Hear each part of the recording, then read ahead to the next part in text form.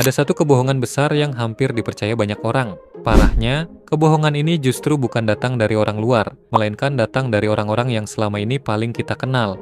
Kita selalu diajarin untuk mencari aman, sekolah yang rajin, cari kerja yang stabil, jangan aneh-aneh, dan jalani hidup kayak orang kebanyakan. Sayangnya, nasihat yang terdengar benar ini justru bisa menahan potensi terbaik dari hidup kita. Coba perhatiin orang-orang yang pencapaiannya jauh di atas rata-rata. Pasti nggak ada satupun dari mereka yang sampai ke titik itu dengan cara mengikuti standar normal yang ada. Nah, di video kali ini, kita akan membongkar sekumpulan fakta pahit tentang gimana realitas dan aturan dunia bekerja. Fakta-fakta ini mungkin nggak nyaman bagi sebagian orang yang udah terdoktrin dari awal. Tapi jika kamu menontonnya sampai selesai, aku yakin kamu akan berterima kasih karena pandangan hidupmu nggak akan sama lagi.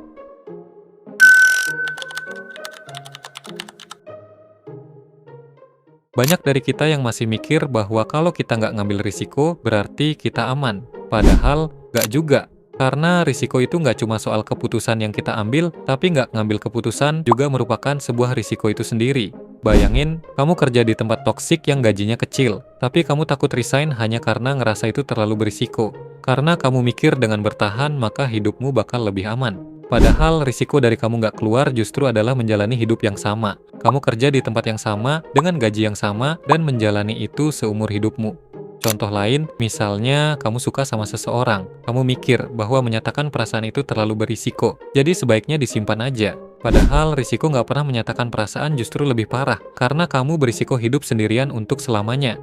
Nah, semua jalan di dunia ini penuh risiko. Bedanya, ada risiko dari keputusan yang kamu ambil, dan ada juga risiko dari keputusan yang gak kamu ambil.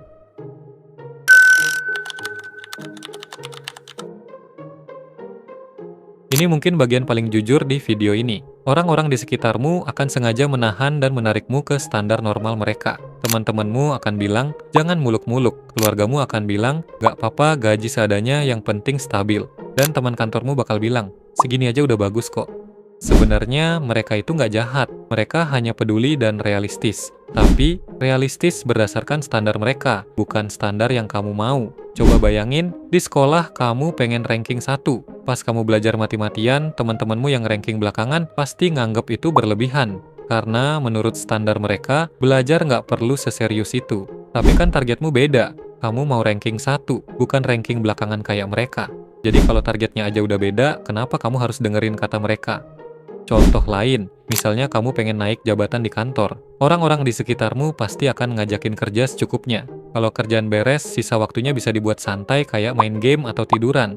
Mungkin itu nggak salah, tapi kalau targetmu naik jabatan, effort yang kamu keluarin pasti nggak cukup hanya sebatas ngerjain kewajiban. Karena perusahaan yang baik biasanya mengangkat orang yang punya kemampuan lebih dari apa yang ditugaskan.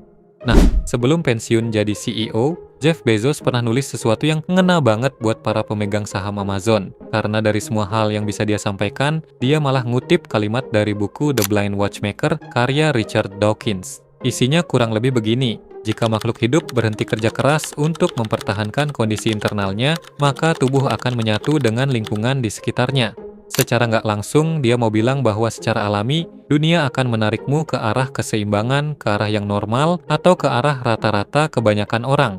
Dan kalau kamu nggak aktif melawan tarikan itu, maka kamu akan terbawa arus tanpa sadar. Dan biar ini lebih relate, coba kamu mikir bentar. Coba pikirin siapa kenalanmu yang paling sukses. Kalau udah, kira-kira hidupnya ngikutin standar kebanyakan orang nggak? Kemungkinan besarnya pasti enggak. Mungkin dia usaha lebih keras, mencoba lebih banyak, atau hidup dengan cara berbeda dari orang kebanyakan.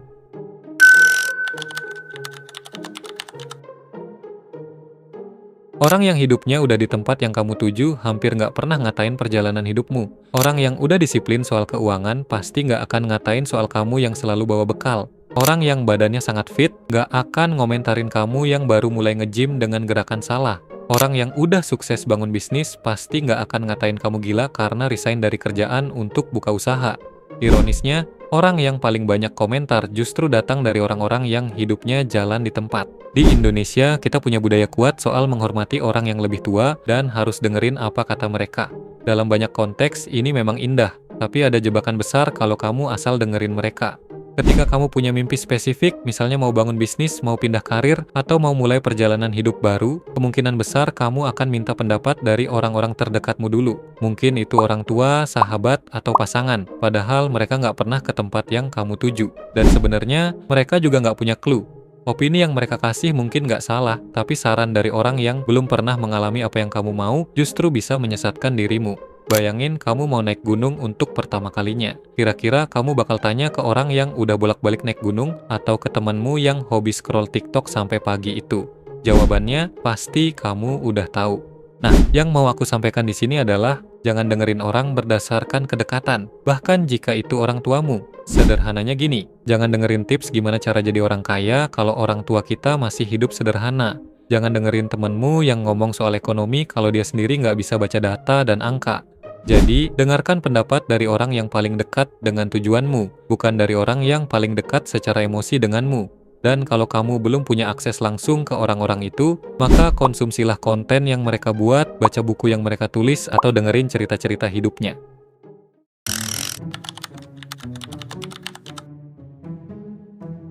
Pernah ngerasa nggak, kenapa ketika kamu baru mulai sesuatu, teman-temanmu kayak nggak mau mendukung? Yang mendukung justru orang random yang bahkan kamu nggak tahu. Nah, ini ada penjelasannya, namanya tall poppy syndrome, yaitu kecenderungan orang untuk merasa nggak nyaman ketika ada orang dari lingkaran mereka yang naik melebihi rata-rata. Teman-teman yang tadinya diam ketika kamu mulai, baru akan nyinyir atau menunjukkan muka ketika kamu udah terlihat berhasil. Orang-orang ini nggak selalu jahat, hanya saja keberhasilanmu bikin mereka nggak nyaman dan itu nggak enak untuk diakui. Mereka masih mikir bahwa kalian berasal dari tempat yang sama dan pernah berada di posisi yang sama. Tapi, kenapa kamu berhasil sedangkan mereka masih di situ-situ aja? Intinya, orang yang kamu kenal mungkin pengen kamu sukses, asalkan jangan lebih tinggi dari mereka. Nah, kalau kamu udah paham terkait dinamika ini, kamu nggak perlu pusing dan buang energi lagi untuk marah atau kecewa. Cukup terima aja bahwa hal kayak gini tuh emang lumrah.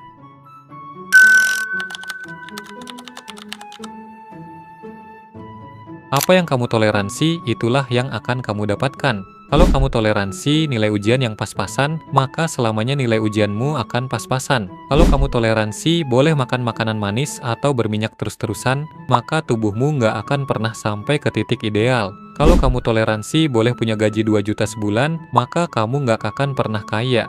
Terkadang ini bukan soal kamu yang kurang kerja keras atau kamu kurang pinter, tapi karena standar hidup yang kamu pasang itu terlalu dangkal. Dengan punya standar yang dangkal itu ibaratnya kamu ngasih izin ke diri sendiri buat hidup di batas itu aja. Kamu nggak ngasih ruang untuk memandang jauh ke depan. Nah, pertanyaannya, kenapa sebagian orang bisa memasang standar tinggi tapi sebagian lainnya enggak? Nah, jawabannya bisa dilihat dari penelitian ini. Ada penelitian dari Stanford yang dipimpin oleh Carol Dweck yang merupakan psikolog dan juga penulis dari buku Mindset. Dalam penelitian ini, mereka menemukan bahwa orang yang percaya bahwa kemampuan mereka bisa berkembang cenderung nggak takut untuk menargetkan hal-hal yang lebih besar. Sedangkan orang yang merasa kemampuannya udah tetap sejak awal justru akan menghindari tantangan. Contohnya ada di gym. Kalau kamu cuma bisa ngangkat 10 kilo dan udah merasa cukup, maka ototmu nggak akan berkembang. Tapi kalau kamu percaya bahwa 20 kilo itu mungkin untuk dicapai, maka kamu akan terus berlatih sampai tubuh menyesuaikan diri. Jadi intinya, bukan soal seberapa berbakatnya kamu sejak awal, tapi soal apakah kamu percaya bahwa kamu bisa tumbuh dengan menargetkan standar yang lebih tinggi.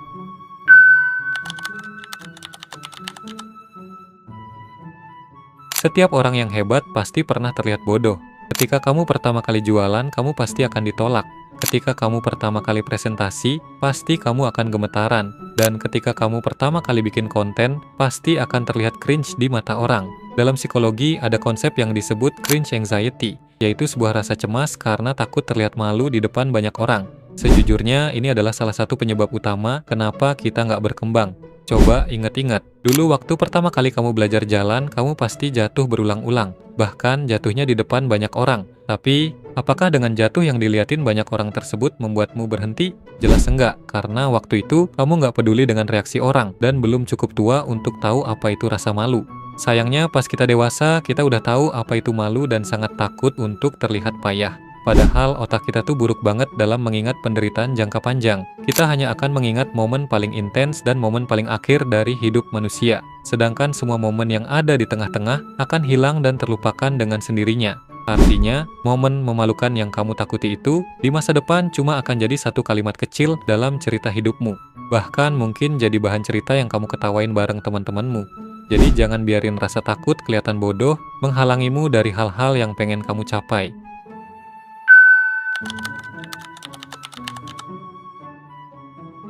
Tadi kita bicara soal rasa takut terlihat bodoh di depan orang lain.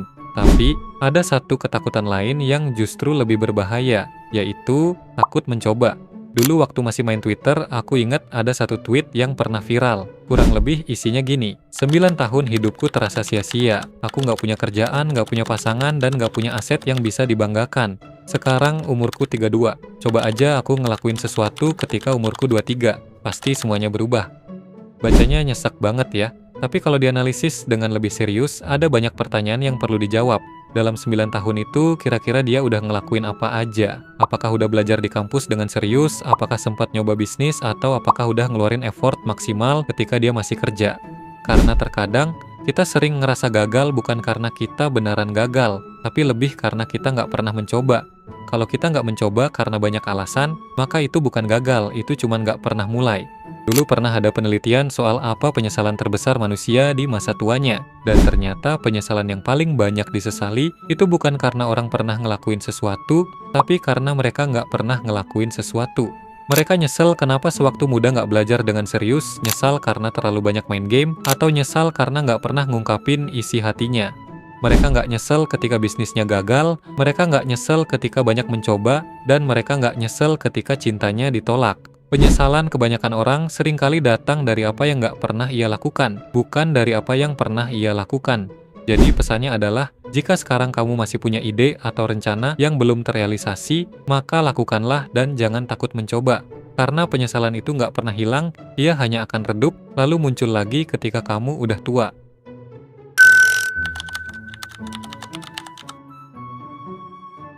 Hidup itu pasti menderita. Orang miskin itu menderita, orang kaya juga menderita, yang jomblo menderita, dan yang sudah menikah pun ada penderitaannya. Semua orang di dunia ini terlepas dari apapun profesinya, pasti ada penderitaan dalam hidupnya. Ini bukan berarti hidup itu selalu buruk ya. Tapi yang mau aku sampaikan di sini adalah, penderitaan itu bukan sesuatu yang bisa kamu hindari, karena ia sudah menjadi bagian dari kehidupan itu sendiri. Jadi, berhentilah mengeluh soal hidup itu perih. Jika penderitaan itu nggak bisa dihindari, pilihlah penderitaan yang bermakna. Coba bayangin, ada dua orang yang sama-sama capek. Orang pertama, capek karena ngerjain bisnis yang ia rintis dari awal. Sedangkan orang kedua, capek karena lembur di kantor untuk proyek yang dia sendiri nggak tahu buat apa. Secara fisik mungkin capeknya sama, tapi perasaannya jelas berbeda. Dan ini bukan berarti kamu harus mulai berbisnis ya. Maksudnya, carilah jalanmu sendiri yang penderitaannya bermakna.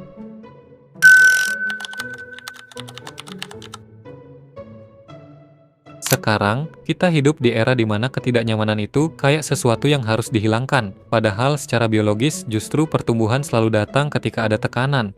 Otot di tubuh kita hanya akan tumbuh jika ada robekan mikro yang kemudian diperbaiki oleh sel. Sistem imun di tubuh kita pun akan menguat kalau ada paparan dari patogen. Dan tulang kita akan jadi lebih padat ketika dilatih dengan beban. Dalam dunia bisnis dan pengembangan diri, prinsipnya sama aja. Pada tahun 1957, ada sebuah eksperimen terkait tekanan dan harapan. Dalam eksperimen ini, ada seekor tikus yang dilempar ke wadah berisi air. Setelah ditunggu beberapa saat, tikus ini akhirnya menyerah dan tenggelam dalam waktu yang sangat singkat. Tapi, ketika ada tikus lain yang diselamatkan tepat sebelum ia tenggelam, lalu dimasukkan kembali ke air, maka ada perbedaan yang signifikan. Tikus yang pernah diselamatkan ini ternyata bisa berenang jauh lebih lama, bahkan sampai berjam-jam. Para peneliti menyimpulkan bahwa yang membuat perbedaan tersebut bukan karena kekuatan fisik, melainkan harapan. Tikus yang pernah diselamatkan percaya bahwa situasinya bisa berubah jika ia terus berjuang. Nah, prinsip yang sama juga berlaku untuk manusia. Ketika kamu pernah berhasil melewati satu tekanan besar, maka otakmu merekam itu sebagai pengalaman ketangguhan, dan itu jugalah yang bikin kamu tumbuh jauh lebih kuat.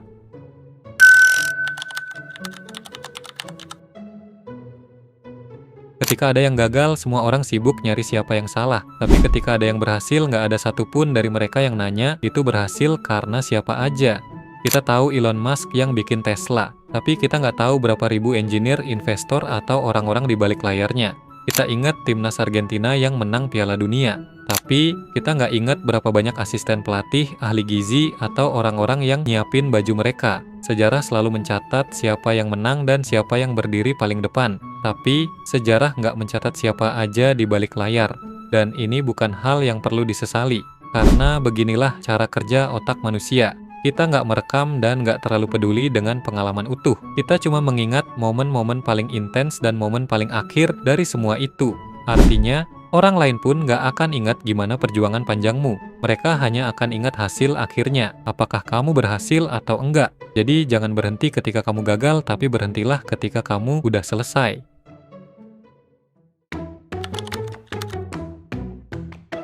Di akhir semua ini, ada satu hal yang perlu kamu pegang, yaitu orang nggak akan ingat betapa susahnya jalanmu, betapa ribetnya strategimu, atau betapa seringnya kamu jatuh.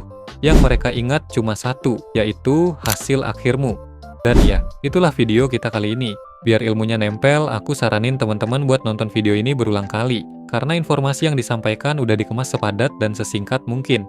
Jadi memang nggak cukup kalau dikonsumsi sekali. Dan jika kamu tertarik dengan tipe konten seperti ini, Edutektif udah pernah membuatnya di video ini. Sekian video kali ini dan semoga bermanfaat.